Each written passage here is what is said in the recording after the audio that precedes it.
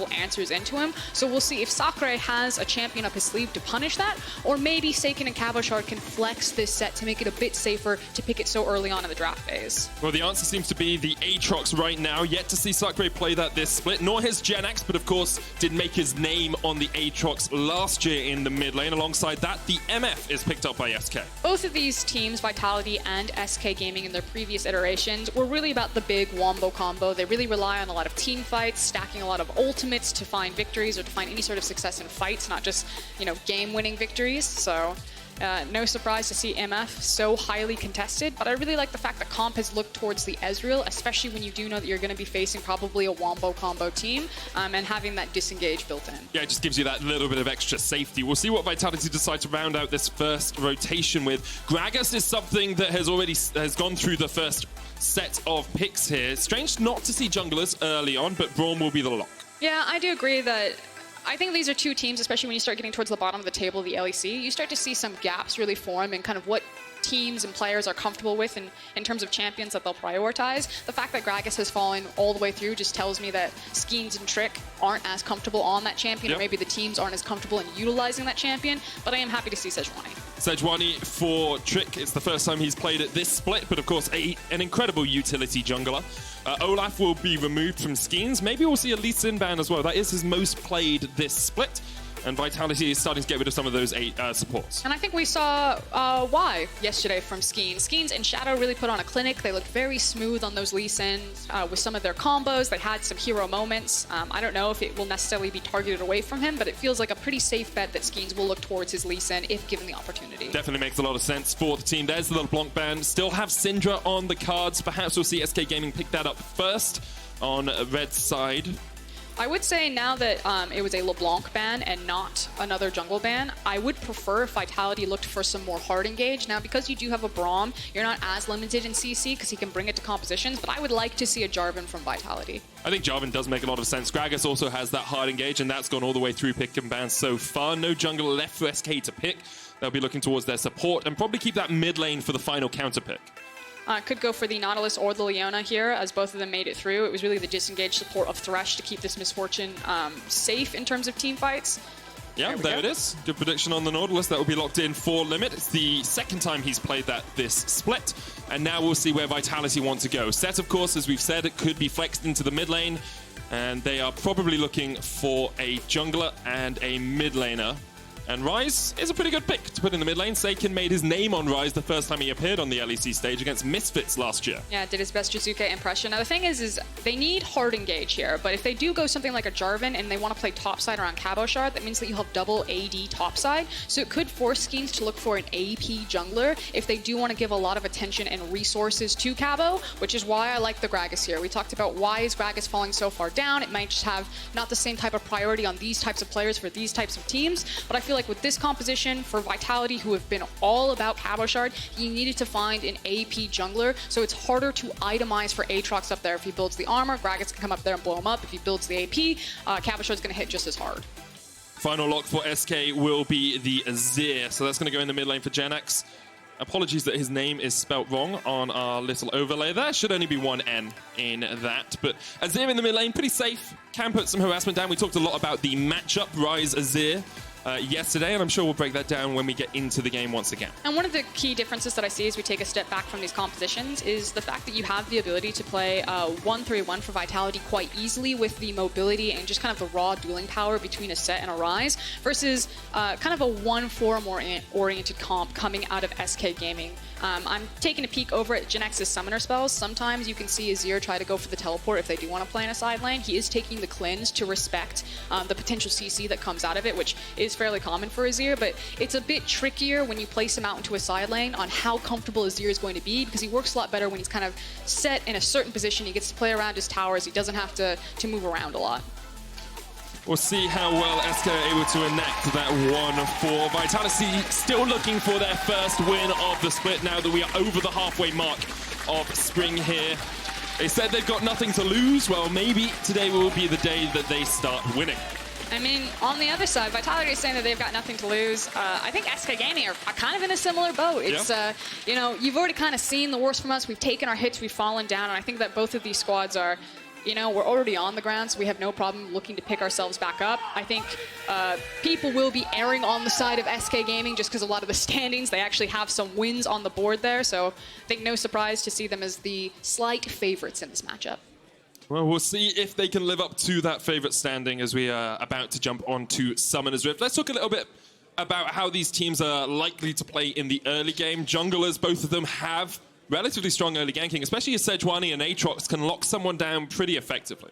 Yeah, and it's about kind of figuring out where the pressure point is going to be for both these squads, these compositions, and these teams' tendencies. We've talked a lot about how Vitality usually like to create a situation where they can throw a lot of resources towards Cabochard, and they do have a good combination to do that with the Gragas and the Sett. That said, Gragas and Saken can still team up, try to connect some of their CC. The nice thing about Gragas, since the jungle changes, is that he feels like he just gets to snowball to, not snowball, but kind of skip over sitting at level 2 for a long time. It's much faster and easier to get to level 3 with the different pathing, and that's really where Gragas' gank pathing really starts to shine. So I think that's also one of the reasons why he's really popped off in the current jungle since the changes of 2020. Yeah, you want to be able to go back, get that Predator as soon as possible. It looks like actually Skeanz is going to start on the bottom side of the map. SK put a ward both by their blue buff and by the mid lane to spot out if Vitality were looking for any invades. I do want to point out that Crownshot is actually taking teleport on the Misfortune. Crownshot obviously plays a lot of Misfortune. He's a big fan of shoving the wave forward and then using Misfortune's movement speed on her W to get a quick recall in while the wave is forward before it bounces back to his time. So normally you don't need to take a TP on MF to kind of keep even in wave. Probably assumed that Ezreal would bring it since it is a common summoner spell for him, but my eyes are going to be on how he cheats for tempo or cheats for pressure with this teleport and where he picks his windows on a champion that is already given so much mobility to not only hard push lanes with her double tap passive, but get back to lanes faster with that W. Love Strut, I think it's called. It's just Strut, I believe, but Love Strut is close. It's Love Strut when I play her. Oh, I'm sure it is. The cute cactus taking it to the rift once again. Cabochard's going to hit a good face breaker here on Sacre in the top lane.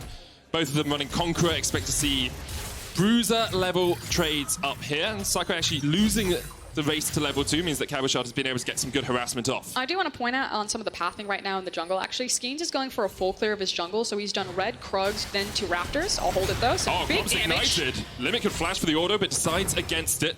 Comp ticking down with the Ignite. Didn't jump away with the Arcane Shift, which is why he got caught. So huge damage right there. He does have the teleport. We'll see if he's forced to burn it right now to pay for that. Oh, is he going to throw the Q?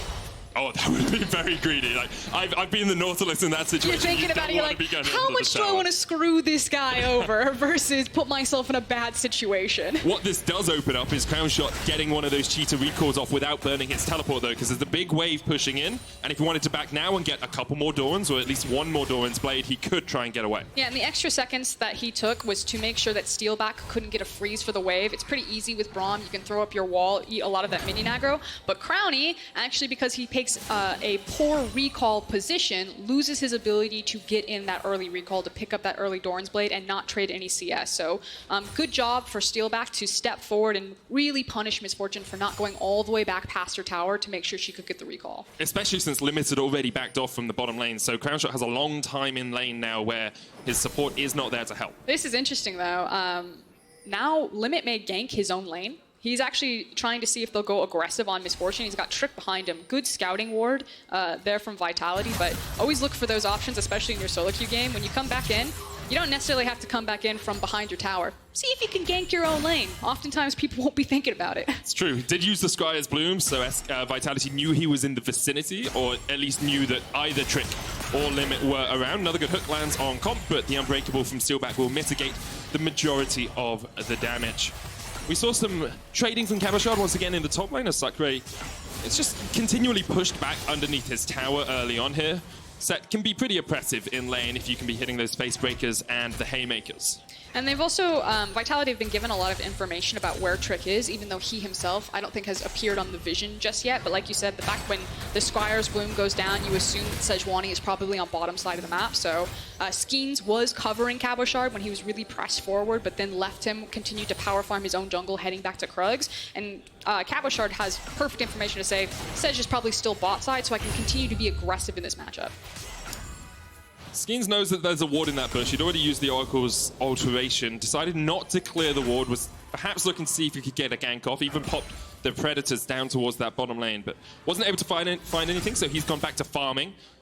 Cabochard has picked up the Executioner's calling and didn't have to teleport back to the lane, so he can join a fight if it goes down, perhaps around the first dragon of the game. This would be the situation that Crownshot was looking for in the minion wave, getting it super far forward and then getting that time that you can walk back to lane, so by the time you get there, the minion wave is now pushed into you. It's really good for Cabochard, can just farm up underneath the turret. We'll see Comp and Steelback trying to trade onto Limit and Crownshot here. Comp yet to pick up his tier, of course, because of that very early back. Doesn't have the teleport to do a quick recall, pick up the tier, and then come back and start stacking it up. Makes it quite difficult for the Ezreal. You want to be stacking that tier as soon as possible. It also does put a bit of a target. Now, there's kind of two ways to look at it. It's still hard to gank an Ezreal and a Braum because he A has flash as well as his E. But if you can kill him and punish him, now that you know that he had to burn the early teleport, it can be really punishing. So I actually would expect XK to maybe cautiously peek their head down here, especially now as we're fighting over Drake. Well, Trick's already putting his head down here. Sacre, no teleport, remember. Skeanz very low. Trick going in, looking for the smite here. Skeanz is not in position. Stun up on Trick. Trick gets it, secures the Cloud Drake, but he will fall. Teleport comes in, there's a showstopper to try and get Limit away from the Blast Cone, and with the Realm Warp coming in, you have to feel that Limit has nowhere to go. Tries to jump back, the Haymaker connects, and Comp will flash across the wall pretty aggressively there to get the second kill of the game for Vitality. And making sure that the gold is going into the Ezreal's pocket there as we kind of see where the kills evened out. It's Ezreal and Ryze that pick it up in exchange for the Cloud Drake, so probably still feels really good for Vitality. Cabochard even farming behind the wave because he expended his teleport, which can be really punishing, especially if you don't pick up one of those kills, since now you've given Sacre all that extra time with the top lane minion, but makes up for it by power farming some waves. So Skeanz perhaps doing just a little bit too much on the Cloud Drake, went very low, and Drake is able to secure it, does end up paying for it with his life. I think it's one of those situations, we talk about this a lot, where if you can get the Drake before 8 minutes, it makes the 8-minute Herald swap feel that much better because then you're not trading monster objective for monster objective. But like the only bad thing about Gragas is that he can't do it as successfully as other AD junglers. Obviously he's AP, but the AD junglers like the Lee Sins, the Jarvans, even an AP jungler like Elise, and you could see the punish there that if you peek your head around and Gragas is in serious trouble. What I do like from Vitality after that play was made is on the reset, they immediately sent Comp and Steelback up towards the top lane. They saw Crownshot teleporting down towards the bottom lane turret and were like, okay, we can actually preempt the Rift Herald spawning and send our AD carry and support up top before that 8-minute mark because we know there's no Cloud Drake to fight over. The only issue is that they're not really in position to make up for it. So I do see what you're saying, that they're trying to kind of like beat the clock, get ahead of the play. And I think it's just the assumption that they're going to be playing kind of in these Australian 2v2s where the map is flipped upside anyway, rather than trying to get the first punch onto Herald, since Skeanz was still on the bottom side of the map. Well, now Crownshot has hit level 6 in the Australian lanes that you talked about. Skeanz is up towards this top side, so is Trick. And Jenax on his roam up here after pushing out the wave went double Doran's, double dagger in that lane, so we'll have enough mana and enough attack speed to push out the waves pretty effectively. Saken scaling up on the Ryze as you expect with the tier and the Catalyst of Aeons. Rod of Ages usually the first item we see on Ryzes these days. Just get all of that mana and AP as quickly as you can, and then start machine gunning out the damage in fights. I think because both of the teleports are down for top laners, and you are correct that the objective, if we're going to be playing for one for both these teams, would be Herald. We're right now fighting for mid priority and who's going to get first roam potential towards the top side or into the upper part of the river. So Jenax's build of having the double dagger, of having the double Dorans that you were talking about, makes him an unmovable object. And I like the fact that SK are throwing Trick down into the mid lane, trying to fight for mid priority, and then trying to unlock Azir to rotate a numbers advantage up. But you're competing with this. Limit has Dredge Line, so he will be able to get out. Concussive Blows was started there, but unable to get the full proc. Cabochard with the Stinger as his first item is showing Sacre the meaning of pain right now in this bottom lane. Yeah, he's not about the black cleaver on the set. He is feeling pretty good right now when he gets some more gold and gets to complete that big purchase. I hear you get tons of damage when you complete the Triforce on the set. And here's a bit like we saw yesterday, the ability to isolate an AD carry as a set, and I expect to see Cabochard doing the same in this game. MF, very low mobility, doesn't really have a huge amount of protection from the showstopper, We'll see if Crownshot's able to dodge around when the fights begin erupting, assuming we get to a 5v5 at any point in this game. I think it also makes him a huge threat on to side lane as well, going for the I can never say Trinity Force. I always sound like, but you know, don't you ever feel when you say it that you have like a weird accent? Trinity Force. Trinity Force. Trinity Force. It's because I pronounced the T. There's 2 T's. Trinity. I can't get the R. Okay. But it's obviously going to feel good in like a side lane for dueling potential for Sett, as well as you were talking about the backline threat. If Cabo does want to group up with his team and just try to drop some elbows on MF there in the backline. I had a discussion with a wrestling commentator about what actually the move would be, and we think it's a flying DDT instead of an actual RKO, because that's usually what we call it, but it's more of like a side slam than an RKO, which is sort of a head to the ground. It's about the proper angle? Yeah, you have to get the correct angles. Okay. It's very interesting. Wrestling can be incredibly fun to watch, and the commentators there are actually incredible. So always enjoy it. And Trick, oh, that flash was interesting, but the Glacial Prison still connects. They're on the chase, the smite comes down. That's a Stalker's Blade slowing up comp, and Limit with the depth charge underneath the turret will give the kill across the Crownshot. It was messy, but it worked. Now the gank in the mid lane is going to happen as Sacre flashes forward. The chase is on. Goodbye, Jenax, as he manages to escape to the bottom side of the fight. The Realm Orb's coming out. Jenax shifts away. Oh, Steelback. Oh, Jenax, you did everything you could. One more. Just punches him down. For his credit, though, or Jenax's credit, it does mean that the kill goes into Steelback's pocket instead of the Ryze or the Gragas, which obviously Vitality would have preferred there. So still well played on the back half of it. Starting with the top side of the play, I like the fact that Limit made the call. He's like, I'm not even going to try to hit this hook. I'm actually going to aim it directly at the tower because it'll put me in auto attack range and get the disrupting blow there. So we're now starting on the Herald. Yeah, we've seen Skeanz go quite low on a couple of objectives, and there's a teleport in here from Sacre.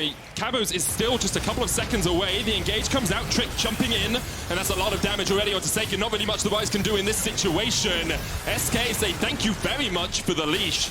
They'll take the Rift Herald. They are 1,000 gold behind, but now they have that objective and can even path down towards the Infernal Dragon if they want. And unfortunately, just slightly missed time from Vitality right there. They thought that they got the earlier reset, so that time around they got kind of first punch into that Herald play, but not accounting for Cabochard's TP barely being unavailable there. And that's the big punish because obviously Aatrox gets there, Cabochard can't, and the fight was already over. You see the gold being funneled into Crownshot off that Rift Herald push. The Infernal Dragon now the target for SK. They didn't get the turret, but they got 4 plates for their AD carry. Now 700 gold ahead of comp. And this MF will start to shred through team fights. And I think the big thing that you nailed right there, Medic, is the fact that you just got a ton of plate gold on Misfortune. She now has the 2 kills into her pocket, and she's going to make a pretty big back after cleaning up these waves and kind of get to the point where Misfortune is really strong, which is on 1 and 2 items. Building up towards it quite rapidly. We'll see how SK can use that power spike after Crownshot backs and picks up his Essence Reaver, as you would expect. Manamune stacking up for comp. He's got a Sheen. Trinity Force on its way for Cabochard. Just a little bit shy of that. Still needs the Sheen. And then, of course, the 333 combination gold, the recipe gold for Trinity. Across the board, CS is pretty even. There's 10 CS here, 10 CS there, but it's mirrored in the gold with only about 500 between these two teams. So usually at this state in the game, in the mid-game, this is kind of be our vision wars. Sometimes it can be a lull state. So let's try to figure out where the teams will be looking to kind of interact next. Usually you look at the summoner spells. The fact that Azir, Jenax, is missing his flash, I think makes him a proper target for Vitality. So they send 3 members mid, they get mid priority, and then immediately they start sprinting towards the SK member that doesn't have flash. Jenax, though, recognizes it, disengages, but I think this is kind of the rinse and repeat maneuver you're going to see from Vitality as they fish around with Gragas Cask. Especially since Cabochard still has his teleport and there's no TP on Sacre. If Vitality can get a deep ward, get a flank ward in, they can always look for one of those plays. I believe Trick is about to walk across one while Vitality continue with this 3-man push in the middle lane. Here we go. Trick didn't spot him. Now he does, because Skeanz chucks up our barrel, and the damage isn't quite there for Vitality right now. They don't really want to take a full-on brawl in the river. Yeah, and that's the key thing. It's the fact that Vitality are fishing around to catch someone out. Now they go in, Glacial Fisher, there's the knockback. Limit went for the dredge line and missed it by a mile. That was a little bit greedy from Limit. Bullet time used in the mid lane to try and push it in. The Infernal Chain's going to pull Cabochard back here as he tries to continue, well, punching Sacre in the face. But it was Vitality fishing around for the mistake from SK Gaming. It felt like if SK actually just kind of planted their feet, stayed in formation, that they would feel pretty confident just to absorb those waves. But it's Limit who steps too far forward, dies with his flash up as we take another look at it. Yeah, he just misses the dredge line. I mean, at that point, I actually don't think he wanted that dredge line to hit because he didn't want to stand there. I mean, it was losing track where Skeanz was and kind of overestimating, I've got Trick here for support, so they're thinking, I can do this rather than the enemy team can also do this to me. They knew that Skeanz was around, they knew that Steelback was around, and the the concussive blows was stacking up, so not the sort of queue you want to go for, sort of queue from a support at the bottom of the table right now. I've thrown many of them in my time for Froskurinn. You hope they don't hit, and then you hope you don't die. That's why you play Leona, so you don't have to worry about that one. You can't throw a Q as Leona, you just auto-attack them. You're not punished as hard for your missed skill shots. That is true. We do have some items starting to rattle in here. You got the Nash's Tooth complete on Jenax, Trinity Force just complete on Cabochard, and the Rod of Age is still stacking up on Saken. So we'll see if SK want to try and take a fight around the power of Nash's Tooth and Essence Reaver. Might want to wait for Crownshot to be that little bit stronger, but you can see the double up there. Already chunking away at comp. Skeanz here. Limit still has his flash. The dredge line comes out, but Limit's almost dead already. There comes the stopwatch, and the stun with the Glacial Prison's going to land on Steelback. Knocked back. Steelback secures it with a Winter's Bite to the back. Saken trading on Jenax as Jenax uses the shifting sands to get himself to safety. And they're finding multiple picks in this mid lane. And I think it's coming from a lot from the raw damage that Gragas is outputting versus the Sejuani. Obviously, in terms of like itemization, it's tank itemization versus a bit more front-loaded damage from the Gragas. But you can see that SK feel confident that they've got their jungler behind them. They have a ton of damage, but it's just not layering the way that they want it to. And they're basically just getting blown up at the start of these fights. Like, look at how much damage Limit takes before he gets into the stopwatch, and then Skeanz just makes it so easy. Steelback landing the Winter's Bite right at the end. Definitely pays off for Vitality, and the Unbreakable, of course, blocking so much of the bullet time makes it very hard for Crownshot to get the damage down that he would want across the course of a fight. Tower in the bottom lane still remains. Vitality yet to take a turret this game. Cabochard did burn his TP in that last fight, so when this Ocean Dragon comes up in 30 seconds, it's Sacre who will be first to the play, and we'll see if Crownshot and Limit want to get a couple of wards just into the jungle. This one definitely helps with a flanking position for Sacre if a fight begins. I actually think this is a really nice formation for Vitality to take out on the map because Aatrox isn't accounting to play across from an AP damage threat like the Ryze. So I actually want Vitality to play this dragon fight really slow and just allow Ryze... we're not going to play it slow. Limit keeps going in for the hook. Steelback takes a bit of a chunk, but he's still very healthy. The Predator was popped here. You say it's not played slow. I can understand Vitality's mentality, though, because this is the third dragon. After this, you're on Sett, you're on your sole point. And SK have started it up. Now, they are zoned out. 3 members have to go up towards the top side of this as Sacre steps forward. Dragon down to about 3,000 HP. Trick's still looking for it. Skeanz is here for the steal if he can. He's got a level advantage, and here he goes in, he gets it. The steal away from Skeanz. Did have a level advantage. Flashes from the hook. Cabochard now in the pit. Saken on his way down, pushing forward in the mid lane. And Vitality actually going to get the dragon and get a lot of damage on this mid lane turret. Yeah, but... Okay, first of all, we'll celebrate. They got the steal. Vitality, Skeanz got the steal onto the Drake, so that's going to feel really good. But think about if it was a situation where they didn't actually pull Saken, who did have teleport. Obviously, if you get to walk down and participate to a fight. But instead, we're trying to stall out SK Gaming on the Drake, dissuade them from doing it, and buy time for Ryze to also get time up into that top side of the map where he's farming, he's gaining experience, or possibly even getting damage on the top tier tower. So I just feel that it's a pretty clear example of why SK Gaming and Vitality are sitting near the bottom of the standings, so that they're a bit too focused on monster objectives, and that being kind of their primary way that they want to move the chains of the game, that they want to accelerate the pace of League of Legends. They have to find fights because they don't know how to create other advantages elsewhere on the map. We do talk about this a lot, especially with teams like Origin, the team that tends to give up the first 2 dragons of the game to get extra CS, to get extra plates, and to try and funnel as much gold as possible into their players before they get towards these team fights, or before they separate the enemy with just item leads and gold leads and start beating people up with their wallets. And speaking of gold lead, I feel like Ezreal has been sitting on the same items for so long. He must have so much gold just sitting in his pocket. Yep. Yeah, he does. He needs to go back and buy. Comp is, he's been chilling on the map for a very long time. Maybe he's just looking for the full Sheen upgrade into Trinity Force. No, I understand, but he's been sitting on Sheen, and his Muramana is now completed, but like he's been sitting on that item for the duration that it took to complete it. And now he gets his back. Do you never do that in ARAM? You see how little you can die. You see, if you've got 0 deaths at like the 15-minute mark, you're like, oh, I'm just not going to die this game. You have 10k in the bank. Wait, he finishes the Trinity Force. So now he's at that 2-item power point for Ezreal. Of course, Ezreal, no longer the Ezreal of old that sort of fell off as the game goes on. Still has a lot of damage in the late game. Yeah, VODS brought up the point, and I really agree with it the last time he was on cast, where we don't typically think about Ezreal as kind of like a hard scaling champion, but Ezreal scales proportionate to the champions that can threaten him. Yeah. Because obviously if he stays alive, for how many Qs he can continue to throw out, his damage just continues to ramp over the course of the fight. It's often why you end a solo queue, you press tab, and Ezreal will almost always top the damage charts because he is a poke-oriented ADC. But obviously the champions that damage him have really heavy dive. I'll hold it though. Jenax gonna knock it back. Steelback with the Emperor's Divide. Steelback pops his stopwatch, the Realm Warp's coming in. As the TP's used as well. SK get the first kill of the fight, but here comes Saken with the Rune Prison. They've taken out Crownshot, and now the chase is on. Limit has to dash away with the Dredge Line. Sacre trying to go back in. Infernal Chains will connect, and that's a kill on Saken. Limit's still alive, and here comes the rest of them, because Jenax can put the damage in.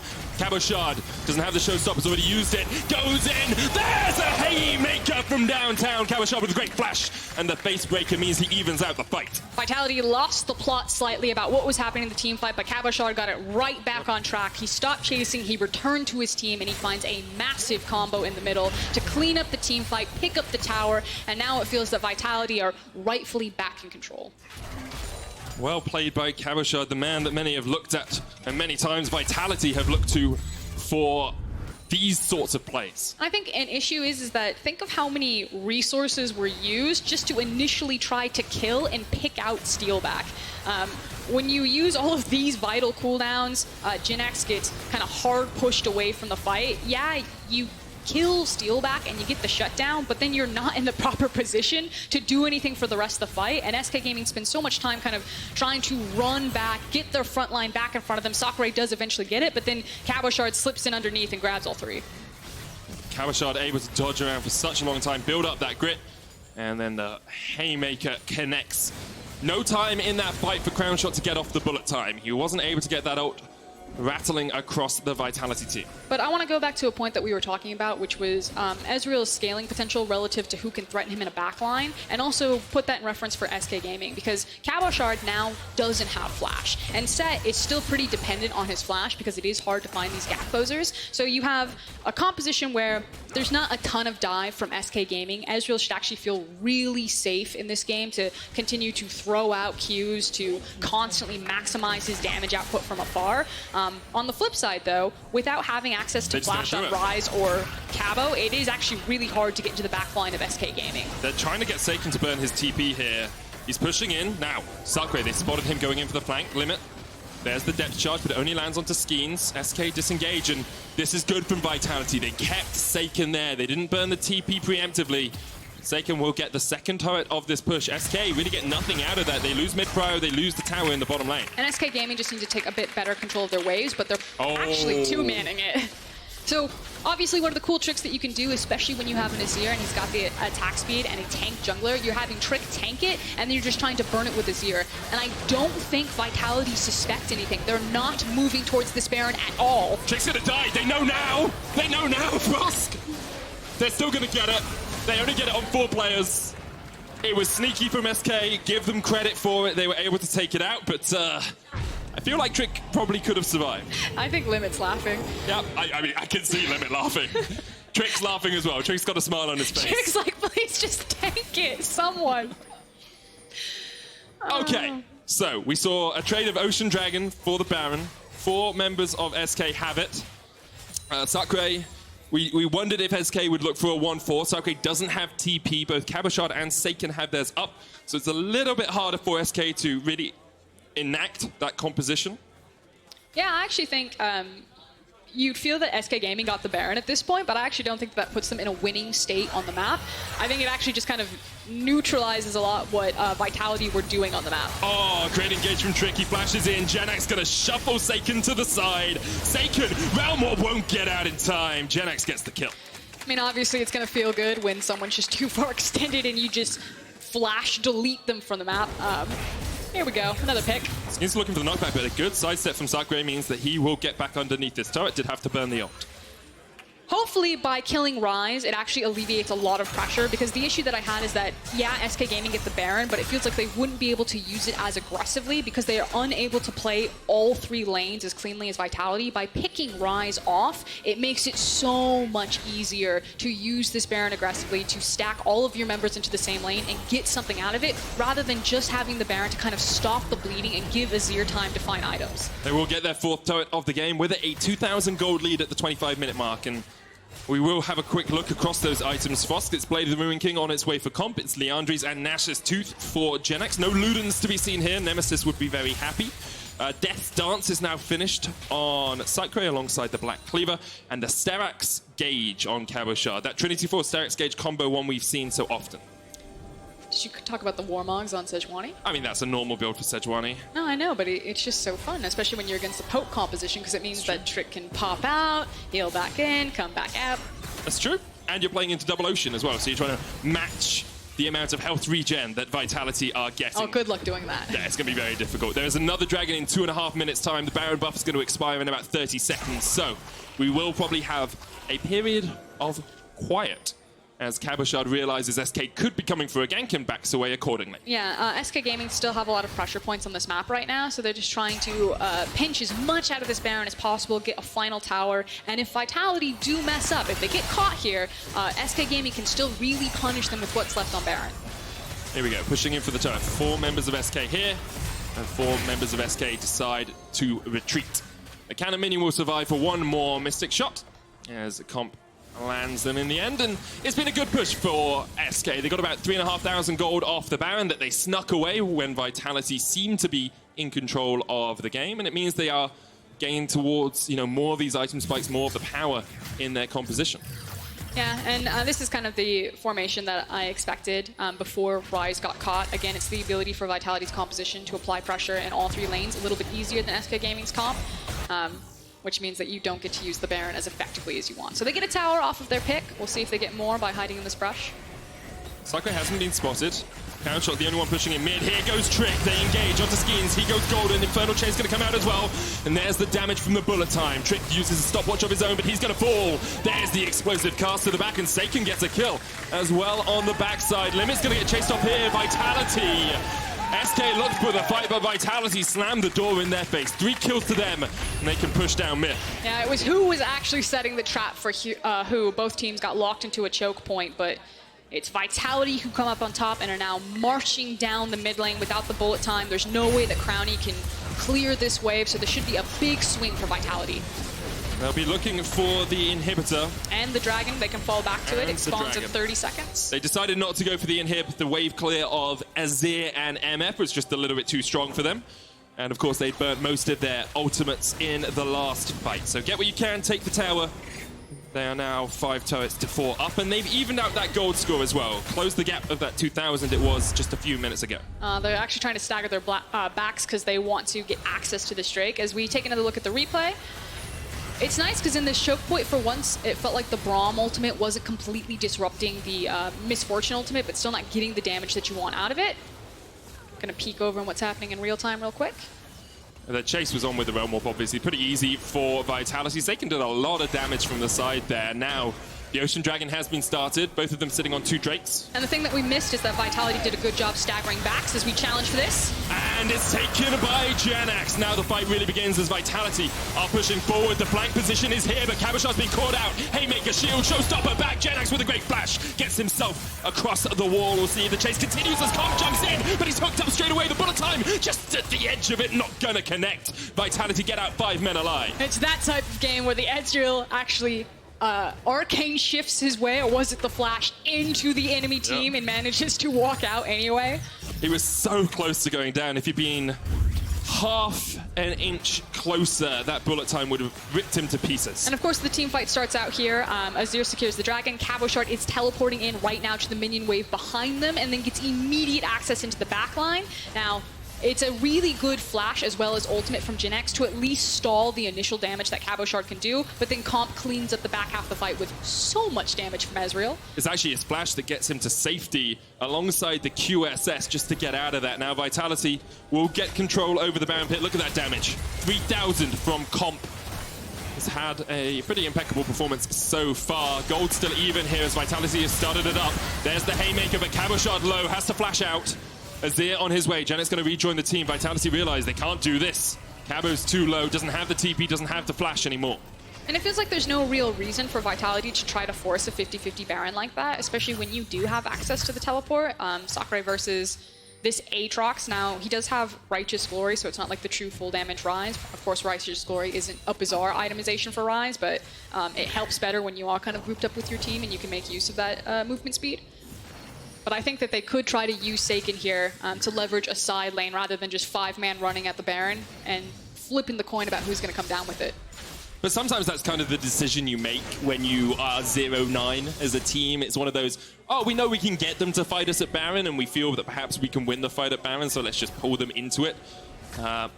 Vitality have had some good decision-making this game, but there's a reason they're sitting at the bottom of the LEC standing. I think one of the nice things about Vitality's composition is that they can pretty quickly shift off of the Baron, not only with Ryze's Realm Warp, but obviously with how flexible Comp is or how much mobility that he has. So if that is the decision that you're talking about, where they feel really confident that they just want to pull SK Gaming into a fight, so they're going to constantly gravitate around the Baron, then they do have nicely suited champions that, if they're interrupted, they can very quickly turn towards the fight.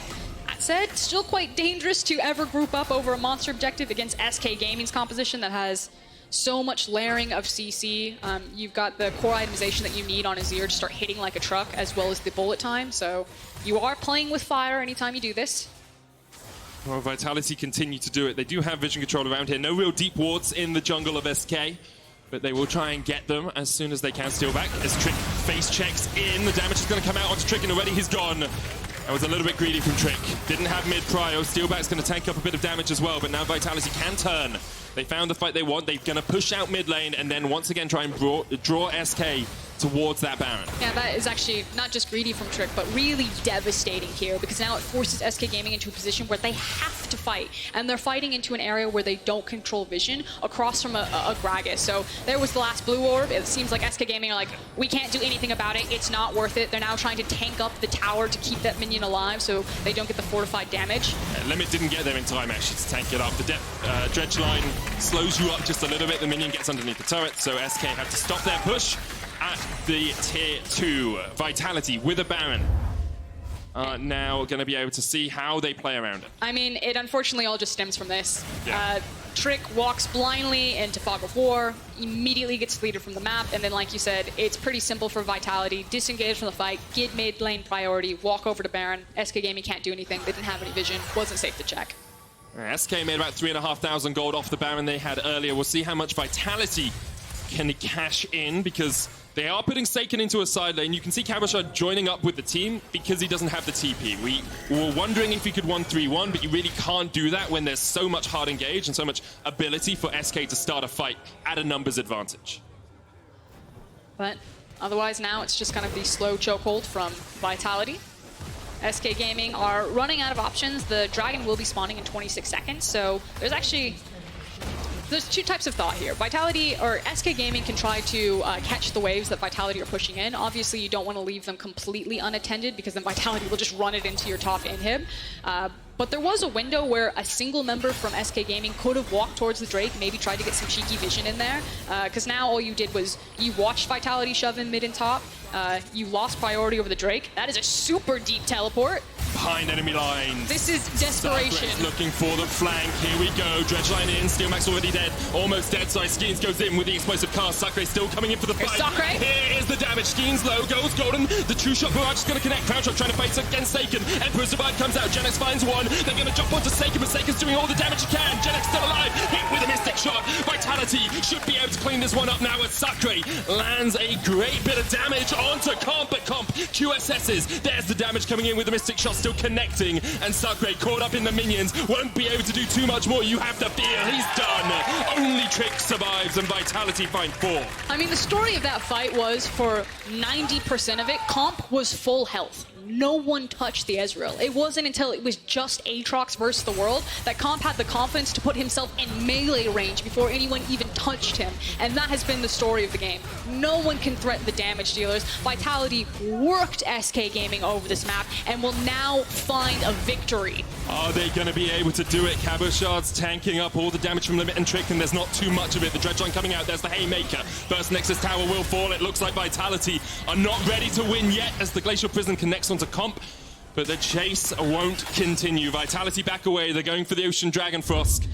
Unable to finish out the game. As we take another look at this team fight, just keep your eyes on this Ezreal and for how long he goes untouched. And this is what we're talking about. There's no threat to Ezreal. There's no champion that can get back there and try to reach him.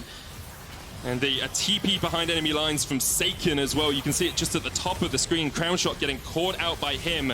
It means that once again, Crownshot isn't able to have an impact in the fight, and Comp is just free to rain down hell. While this replay is finishing up here, it's of course the third Ocean Drake that's now been picked up for Vitality. So SK Gaming slowly just losing any sort of consolation prize on the map.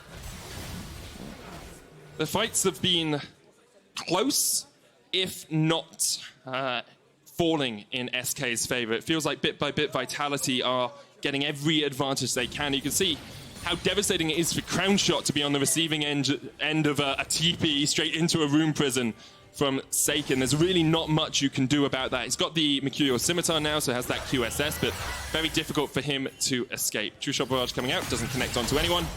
And now we'll see how well SK can defend. Skeanz has a Banshees and a Zhonya's. It's going to stay alive for a long time in these fights. And unfortunately, because they used their TP on that last team fight, there's not a lot of options for them to find kind of that other Hail Mary play for a really deep flank. You can see Sacre right now is searching around for it, trying his best Splinter Cell impression. Let's see if he's able to get anything, but as you say, the wards come down from Vitality, and it's very hard to go through Fog of War and be one with the shadows if there aren't any shadows for you to be one with. So Sacre spotted out. SK have been able to hold on to 2 of their inhibitors, although the mid lane one has fallen, and in 3.5 minutes we'll have the next Ocean Dragon. In a minute and a half we'll have the next Baron, and we'll see which one Vitality want to fight around. Holy wow. He's got 33,000. That's more than Sacre and Crownshot combined. Ezreal's a fun champion. Deary me. Don't your damage charts always look like this? No, because I don't play Ezreal. You should play Ezreal. I'm the Nautilus. I'm sitting down there like, oh, I'm doing my job. 4,464 damage. Woo. Okay, so that's pretty disgusting. How do you deal with this? How can you get a hold of the Ezreal? I think the responsibility for SK in terms of executing their composition is they need to get a bit more creative than rather fighting front to back, because they're not able to kill the front line faster than Vitality are. So I would want to see either Trick or Sacre pull off some maneuvers with flanks, and that means it starts with the control vision. You need to create pockets of Fog of War so you can get them into that backline to start putting pressure on this guy. You can see SK's waves as well are getting pushed up slowly in those side lanes. Top and bot are going to be continuously pushing towards their turrets. They have to play around mid because that's where the super minions are coming in. And with 20 seconds left on the Baron, both teams are grouped up as 5 in mid. Front to back seems to be the name of the game. Trick waiting in the wings, looking for that Glacial Prison, but you have to land it onto Comp, who's got a QSS in the Mercurial Scimitar. Skeanz has a flank position off towards the top side of this now, as well as Cabochard. Saken stepping back, but he's got the Realm Warp to join in a fight if he wants, and you can actually see Vitality cheating up towards the top. They know their wave is pushing. They know if they can get Saken up towards that, he could take down that inhibitor tower very quickly. And they also have key summoners available on some of their initiation tools. Cabochard in particular has the Gargoyle Stoneplate as well as his Flash. So, is it a race? Is it a race? There's no reason to race. Yeah, but I mean, SK seem to be. Oh no, we've got race cams on. We've got race cam, here we go. We're racing! Oh, they're TPing in? Okay, SK back off as soon as they see the TP in. Sacre's already got back, but meanwhile in the bottom side of this, Limit has been caught. Redemption coming out, Crownshot's got a TP back. They caught Comp, and he uses the QSS, and now it's a 3v3 and a 2v2. The bullet time coming out on the top side as Cabochard Realm Warps out alongside Saken. Now Trick and Jenax need to get out of this because they are caught in a bad situation. Limit's fallen. Saken and Cabo escaped on the top side. It's an inhibitor for inhibitor turret trade. But now the Baron is available for Vitality. SK definitely came out on the wrong side of that. That was like the slowest moving car race. Yeah. It felt like it was really dramatic and then kind of teetered out. And I agree with you, Medic. It's pretty clear since Vitality got the proper positioning onto the Baron that they won out in the race. I mean, SK's car kind of stalled. Hit the inhibitor turret. It's like, nope, no further, thank you very much. And now with a minute on the Ocean Dragon, a Baron in their back pocket, 17 kills to 7 ahead and a 4,000 gold lead. You have to feel this game is all but done. Vitality should be picking up their first win of 2020. I don't know, this game has kind of been full of surprises, but I do agree, Vitality are in the driver's seat to extend the metaphor. I just think, I think you are kind of seeing some of the nerves, if you will, from both of these squads. It's been a little bit of desperation play from SK kind of back to back. The fact that Vitality are playing this so patiently. Sacre right now looking for the deepest of flanks. Yeah, that would be a deeper flank than the one we even saw earlier. That would be a marathon. Is he going to cancel it? He is. So he backs. So. Yeah. He suspects that they're setting up for the Drake because Vitality are like really playing this one by the numbers, being very respectful right now. With the Drake up in 9 seconds, that would be the Ocean Soul for Vitality. Here we go. Here's the TP. Glacial Prison only going to land onto Steelback. He's knocked up, though, and he might be dead before the fight even really begins. Sacre goes golden as he teleports in. Here's the Realm Warp. It's a 4v5 in favor of SK. The Ocean Dragon on the line. Super Minions on the Inhibitor Tower, on the Nexus Towers. Comp has a flank. We'll try and wrestle out the Mystic Shots. He's TPing in. Now it's a true base race as Saken goes in. The Ocean Dragon Soul is there, but Jenax Comp is dominating. Saken's on the base. Saken's on the Nexus turret. Two recalls have been started as Crownshot goes down. Will they get back in time? Saken is on the Nexus. Vitality have done it. For the first time in 182 days. Vitality win.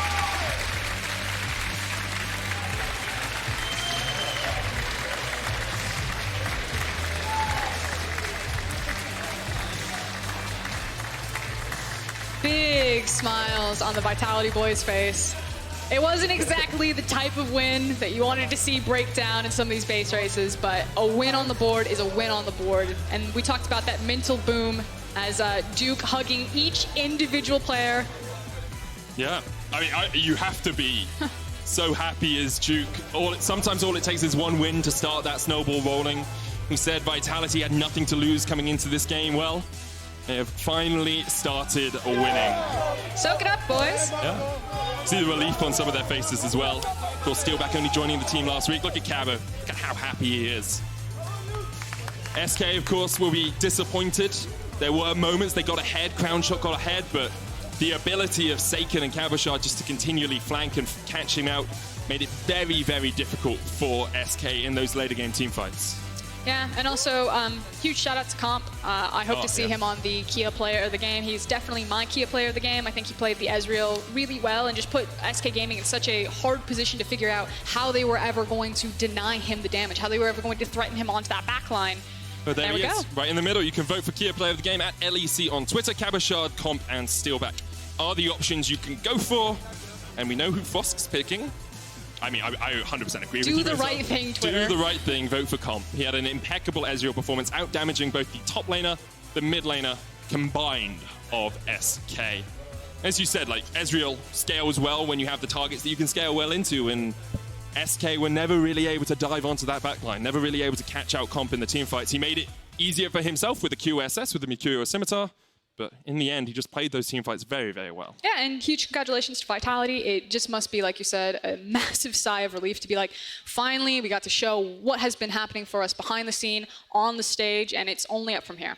That is the hope. I think in a minute we're going to have an interview with Steelback, who joined the team last week after moving to the support role from AD Carry. It's where people probably know him from. I can see Trevor looking at his watch, getting ready for it, and now he wants me to hand it over to him. Trevor, take it away. Come on, Medic. Yes, of course. Thank you very much. I'm Gragas, joined by Steelback. The first win of 2020 with Vitality on the LEC stage. The first of 4 for you. Steelback, welcome back. What does it feel like to help the team out of the slump and find that first win? Well, I can't express how happy I am because I know the feeling of like being in LEC and losing so much games, then you lose confidence and the training is not as good as you can have. And this win today will help us a lot. And yeah, I'm really happy for today. Let's take a step back, of course, because we know Vitality, they're still having troubles with Milica in that mid lane as far as the Visa is concerned. We know you came in as a substitute 2 weeks ago. Yeah. So what was it like for you knowing you were stepping into a very difficult situation? And how has it been for the last 2 weeks? Yeah, well, I was in LFL, and they kind of wanted my help. So I was really happy to join LEC again as a new role too, because it's a really new experience. Well, obviously, when I joined, it wasn't the best. Like, everyone was like feeling down, but I was trying to make them feel better and make them get a new start. And we actually managed to go a bit better in Scream, but it still wasn't the best. But I think that the game today will just make a new Vitality. I hope we'll be reborn from that. Well, it has to be. Earlier today, I spoke to Mephisto and spoke about the challenges of dealing with a team that's gone 0-9 and how do you keep, mentality and morale up? One of the things that we've been saying in the caster team backstage is that Cabochard and yourself, now the two most experienced members of the team, adding that extra voice to help Cabo out. How has it been playing with him and leading these very young players? Yeah, well, Cabochard, I played with him for a year, and unfortunately, it wasn't the best. When we were together, we always had like rough split. So when we joined, it was kind of funny because we're like both together again in a bad spot. But since we're both experienced, we're helping everyone to understand the macro and to feel confident in important games. But to be fair, today everyone stepped up, and I'm really happy. Fantastic. I just have 2 questions before I let you go to celebrate the win, Steelback. First of all, now that you've picked up the first win in the second half, 1-9, what realistically are you and Vitality looking for as we play out the next 4.5 weeks? Well, to be fair, right now we're just looking to improve and do the best as we can every day to do the best one we can make. I think playoff will be hard, but it's still possible for us. And yeah, I'm aiming for the best result as we can get. Fantastic. Last question I'm going to ask about the role swap. Of course, you're playing now as a support in the bot lane with Comp. Last time I was shoutcasting you, you were an AD carry in the bot lane, of course. What is it like playing with Comp and adjusting to your new role on this stage? Yeah, well, I was already a year with Comp, so I kind of knew his playstyle. So we got that going for us. And yeah, I played support for a year in the lower league, LFL, and coming in LEC and seeing this best support in Europe, that I can learn from it. I'm just trying to learn every game as much as I can and challenge them as much as I can. Well, fantastic. I'm happy to tell you and the fans at home that Comp has won the Kia Player of the Game. Steelback, congratulations on the win and hopefully to many more. When we come back, Schalke take on Exile and hear from Odo. Hey guys, I'm Odo. I'm 2-1 since 4 games left. We're playing Excel today, so we're gonna them up.